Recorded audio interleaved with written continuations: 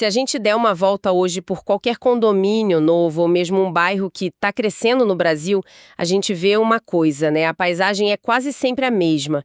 É uma proliferação do que a fonte que a gente vai analisar hoje chama de caixotes cinzas. Aquelas casas bem quadradas, sem telhado aparente, sabe? Cheias de vidro espelhado, quase sem sombra. E a nossa análise hoje parte de uma premissa bem provocadora.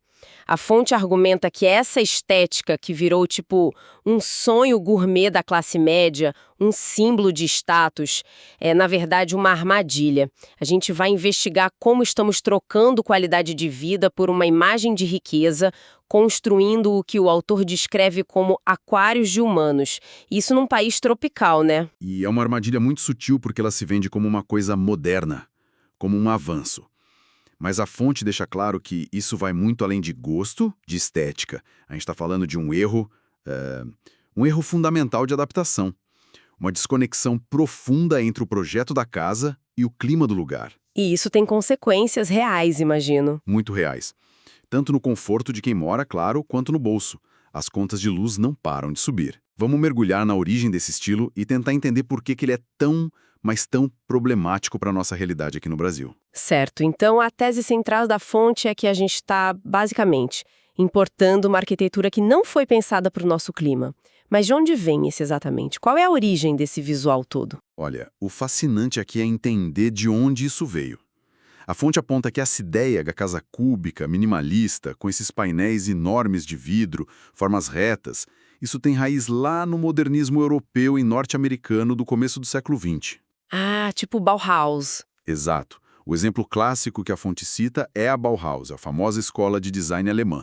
Era uma estética que nasceu num lugar específico, para resolver problemas daquele lugar. Era uma resposta à industrialização, à busca por eficiência, e a um clima que não tem absolutamente nada a ver com o nosso. Isso é interessante, porque quando a gente pensa em Bauhaus, vem aquela ideia de a forma segue a função, né? Mas se a forma é um cubo de vidro, qual era a função que ela seguia lá no clima frio e cinzento da Alemanha? Parece até o contrário do que a gente precisaria. Exatamente. E essa é a chave de tudo.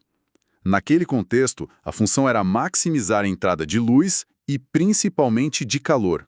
Num lugar onde o sol é raro, o céu é quase sempre cinza, uma parede de vidro é uma solução genial, entende? Ela funciona como uma estufa. Ela captura pouca radiação do sol para aquecer o ambiente de graça. Faz sentido. E o telhado reto? O telhado plano, ou com pouca caída, também faz sentido lá. Simplifica a construção e, em alguns lugares, a neve que acumula em cima funciona até como uma camada a mais de isolamento térmico. A função era lutar contra o frio. Entendi.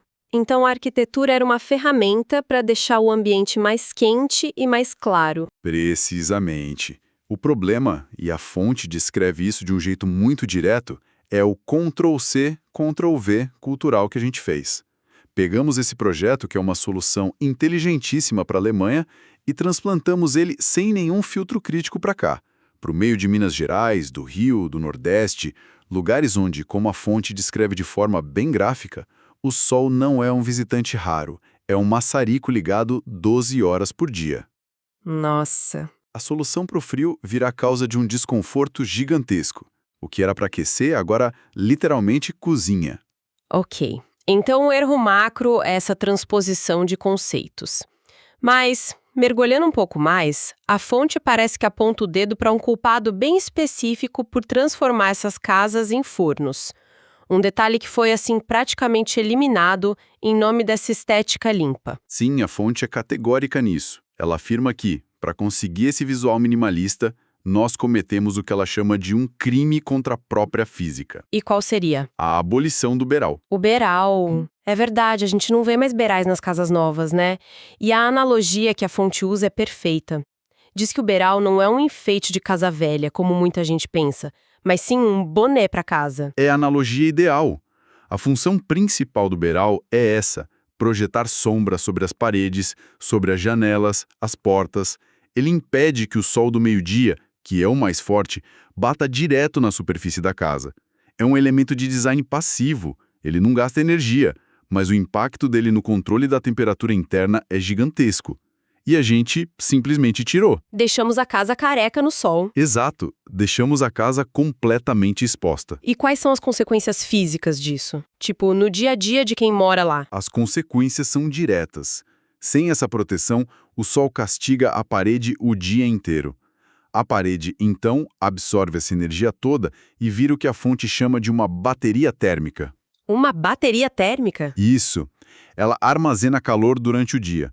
Aí, à noite, quando a temperatura lá fora finalmente cai e a pessoa só quer um quarto fresco para dormir, a parede começa a soltar todo aquele calor acumulado para dentro do ambiente. Nossa, eu já senti isso na prática. É aquela sensação de você encostar na parede do quarto à noite e ela tá morna, quase quente. Você não entende de onde vem aquele calor todo. Exatamente isso. E o problema piora muito com as fachadas de vidro, também sem proteção. Elas funcionam como uma lupa. A radiação solar entra fácil pelo vidro, aquece os móveis, o piso, e essa energia vira calor, que tem dificuldade para sair. É o efeito estufa, que era bom na Alemanha fria. Ah, se tornando um pesadelo aqui no Brasil quente. Exatamente. O resultado, que a fonte resume de forma bem direta, é que a pessoa paga uma fortuna para, na prática, morar dentro de um forno de pizza. Ela compra um problema caro disfarçado de solução moderna.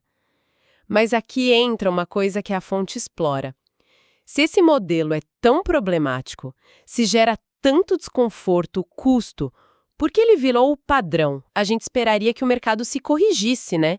Que as pessoas começassem a rejeitar essas casas. Por que é tão difícil escapar do caixote? Essa é a pergunta de US$1 milhão. E a fonte aponta a resposta para uma combinação de fatores do mercado imobiliário e uma certa psicologia do consumidor. Do ponto de vista de quem constrói, a lógica é puramente econômica. O caixote é um sonho. Paredes retas, laje, é muito mais rápido e barato de fazer. E exige mão de obra menos especializada, imagino. Muito menos. Comparado a construir um telhado colonial complexo, com toda aquela estrutura de madeira, as telhas, ou projetar varandas que demandam mais fundação, mais acabamento, o caixote é muito mais simples.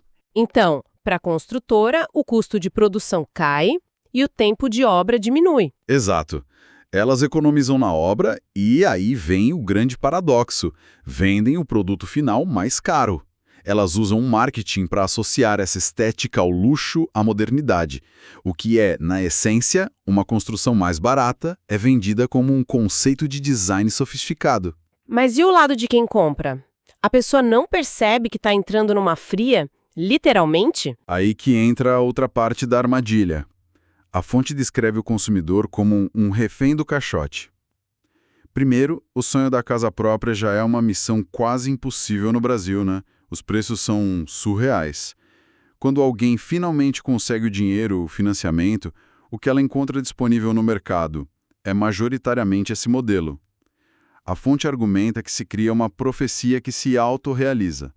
As construtoras dizem que é isso que o mercado quer, mas foram elas que saturaram o mercado com esse estilo e bombardearam com publicidade. A pessoa acaba querendo aquilo que ela mais vê, o que é apresentado como o ideal de sucesso, o padrão. Precisamente. E tentar sair desse padrão é uma batalha. Significa achar um arquiteto que pense diferente, brigar com um engenheiro, com um pedreiro que já está acostumado com o método mais simples, e quase sempre significa arcar com custos extras. A maioria das pessoas, já exausta pelo processo todo, acaba cedendo ao caminho de menor resistência, que é o padrão do mercado. E as soluções de tecnologia? Imagino que alguém possa dizer, mas hoje tem vidro com proteção UV, tem película, tem isolamento térmico. A fonte chega a falar disso. Sim, a fonte menciona, mas como parte do mesmo ciclo vicioso. Essas tecnologias existem, claro, mas são caras. E na maioria das vezes funcionam como um paliativo, não como uma solução para a falha de projeto. Você está adicionando camadas de tecnologia e de custo para consertar um problema que não existiria se o projeto inicial fosse inteligente. E isso nos leva à solução final que o mercado oferece. O ar-condicionado. Claro, a casa é um forno, então a gente instala uma geladeira dentro dela. E a fonte destaca a ironia profunda disso. Nós projetamos e construímos casas que são, em sua essência, inabitáveis, sem uma máquina ligada 24 horas por dia. Uma máquina que consome uma energia elétrica que também está caríssima. A gente cria a doença e vende o remédio. É um modelo de negócio perfeito, né? Mas péssimo para quem mora e para o planeta. Essa dependência total da tecnologia para ter um conforto mínimo parece que nos fez esquecer ou talvez até desprezar um conhecimento que a gente já tinha. A fonte usa uma expressão ótima para isso.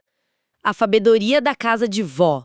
É um termo que ressoa, né? Evoca uma memória de conforto. E o que é fascinante, e a fonte frisa bem isso, é que essa sabedoria não era atraso, não era simplicidade.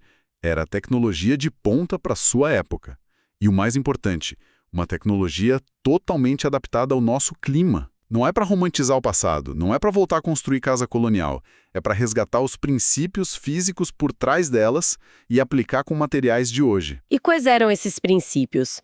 O que exatamente fazia a casa de vó ser tão fresca? A fonte detalha alguns. O primeiro, o pé direito alto. Não era um capricho estético, é física pura. O ar quente é mais leve, então ele sobe, fica longe das pessoas. Cria espaço para o ar mais fresco circular embaixo. Isso. O segundo, as varandas generosas que muitas vezes circulavam a casa. Elas eram um grande beiral. Protegiam as paredes do sol e criavam zonas de transição de temperatura, áreas de convivência com sombra e ventilação, e as janelas eram enormes, mas tão diferentes das de vidro fixo de hoje. Exato. Eram janelões de madeira, com venezianas, muxarabes, elementos que permitiam uma coisa que a gente perdeu: o controle.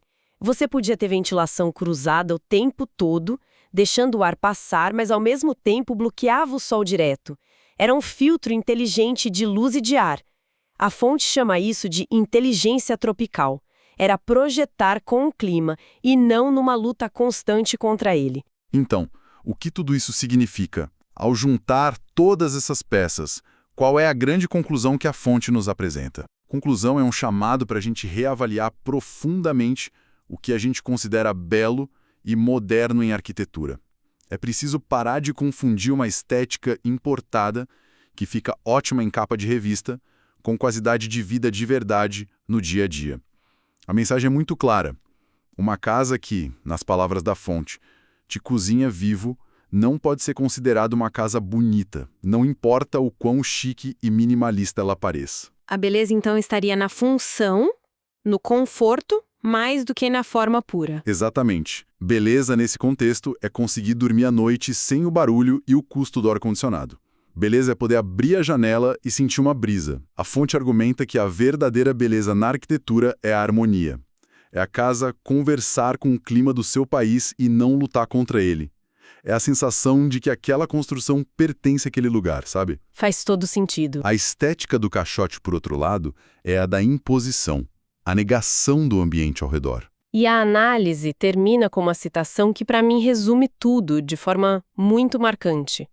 O caixote de vidro pode até ser o sonho de consumo do momento, mas na prática ele é só um monumento à nossa vaidade e à nossa conta de luz. É uma imagem muito poderosa. A grande ideia que fica dessa análise para mim é que talvez ser moderno de verdade não seja simplesmente copiar a aparência do que é feito lá fora, né?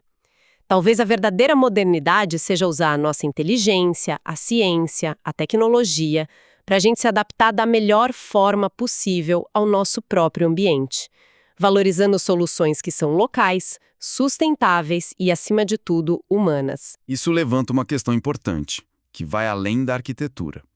Se as nossas casas são um reflexo dos nossos valores, o que essa tendência diz sobre o que nós, como sociedade, estamos priorizando hoje? A imagem acima do conforto, a rapidez acima da durabilidade e, talvez o mais importante, em que outras áreas da nossa vida, sabe? Na nossa cultura, no nosso trabalho, a gente pode estar aplicando essa mesma mentalidade de copiar e colar. Onde mais a gente está importando caixotes de vidro que parecem lindos por fora, mas que por dentro simplesmente não funcionam para a nossa realidade?